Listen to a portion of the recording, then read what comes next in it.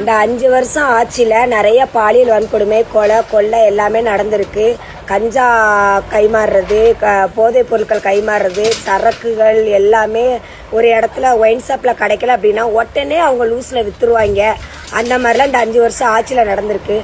ஆனால் அது ஒரு ஒரு தனிநபர் ஒழுக்கம் அப்படின்னு சொல்கிறாங்க.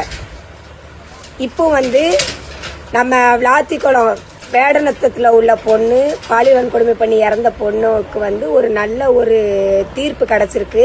ஆனால் அதுக்கு முதலமைச்சர் காரணம் கிடையாது. டிவிகே விஜய் அண்ணா ஜோசப் விஜய் அவர்கள் காரணம் கிடையாது. ஏன்னா ரெட்டை தூக்கு தண்டனை கிடைச்சதுக்கு காரணம் நம்ம இப்போ 2026 உள்ள முதலமைச்சர் காரணம் கிடையாது.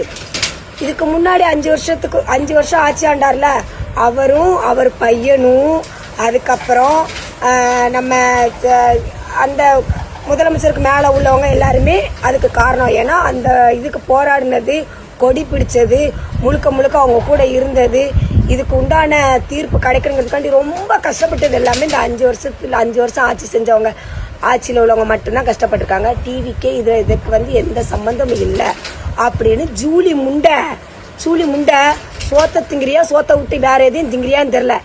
எப்பா பாரு விஜயண்ணா ஆச்சு அப்படி, விஜயண்ணா ஆச்சு இப்படி அப்படிங்க. முதல்ல லிஸ்ட் எடுத்து பாரு, இந்த 5 வருஷத்துல உள்ள லிஸ்ட் எடுத்து பாரு. ஆட்சிக்கு 15 நாள்ல இப்ப நடந்த சம்பவத்துக்கு 2 தூக்கு தண்டனை. ஏன் குடியரசுத் தலைவர்கிட்ட போய் ஒத்த தூக்கு தண்டனைக்கு கருணை மனு போட்டு அவங்க வெளியில வந்தாலும் இன்னொரு தூக்கு தண்டனைனால அவனுக்கு தண்டனை கிடைக்குங்கிறதுக்காண்டிதான் 2 தூக்கு தண்டனை அளிச்சிருக்காங்க கோர்ட்ல. சரியா?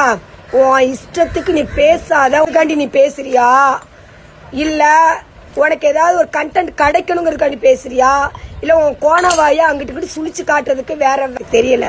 சரியா? ஒழுங்கு மரியாதையா பேசி பழகிக்கோ.